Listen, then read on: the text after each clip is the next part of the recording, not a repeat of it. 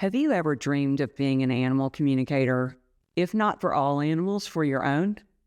And if you could have a conversation with your beloved pet, one of the greatest sources of love in your life, what skills would you need? Hi, I'm Tami Hendrix. Welcome to my channel. I'm an animal communicator, compassionate medium, and healer, and I'm glad you're here. Today, we're going to talk about the #1 animal communication skill you need to start your own conversation. I think it will surprise you. Are you ready? I get asked all the time, how do I communicate with my pet? How can I talk to them? I don't understand. More importantly, how do I get them to listen to me? I always chuckle when I hear that question. Animal parents get so frustrated when their pets don't seem to listen, or worse, do what they want them to do. We're always looking at others from our perspective. Can you imagine that your pet might have his own perspective of you? I want to let you in on a secret. While you are having your experiences of your pet is having his or her experience of you. Yikes. Makes you think twice, doesn't it? Recently, a client told me how much joy his dog gave him. He loves holding him, feeling his warmth against his chest, and he mentioned that he absolutely loves seeing him run around like he's a puppy, even though he's much older. But he worries that his dog doesn't have much more time with him. And his dog, who was sleeping beside him during the session, lifted his head and eyed me upon hearing that. And then he said, well, I need to see my person happy too. Let's see him run around. He said he wanted to see his moves. My client laughed at the thought of that. Then a light bulb went on. Wait a minute, he said, I've been singing to him lately. He seems to like it, and he turns his head every time he hears me. I never knew he actually listened. I have a few questions for you. How keen of an observer are you? What do you notice in your daily life? How present are you? How many details do you notice at once? Have you ever really paid attention? So have you guessed it? What is the #1 communication skill you need to be an animal communicator? Listening. Yes, truly, that's it.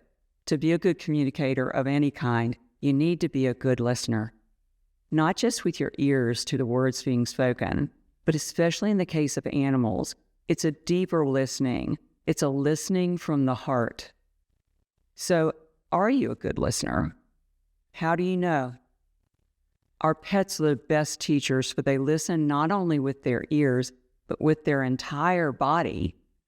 Intuitive listening is one of the best ways to strengthen receiving communication from your pet. It cuts to the very essence by building a deeper, more personal connection. Intuitive listening involves observation. It involves stepping outside of your personal self and into your expanded self. The heart is a perceptual center capable of picking up vibrations and frequencies from a variety of sources. In fact, we are picking up things all day long. We just may not be aware of it. The animals are naturally tuned into the present moment, so they're getting all this information. They're tuned into the right channel. They practice heart-to-heart communication naturally, and as it turns out, they are fantastic listeners. They don't cloak their feelings like we humans do sometimes, and they're always ready to show us love. And that love actually activates our ability to connect with them non-verbally. We can feel and sense what they need or want. We can also sense their moods, and the animals do the very same things with us. So in your day, pay attention to different non-verbal cues your pet gives you. See if you can sense what he needs ahead of time. Animals whisper in your heart. So if you've ever wanted to open up the channel to communicate with your pet, start there. Here are a few quick and easy ways to get you started. Find a quiet spot that's comfortable where you can be with your pet. This can be a favorite spot in your house. It can be outdoors, somewhere where you just really can relax for a few minutes. Notice what's around you. What do you see? What do you hear? And then place your hand on your pet and notice his breathing. Is it rapid or is it slow and rhythmic?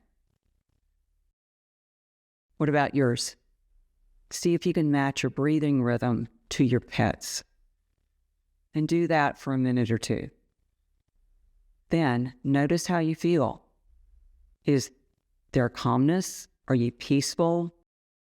Do you feel more connected? What part of you is listening? Here's another one. During your daily activities, notice what you notice.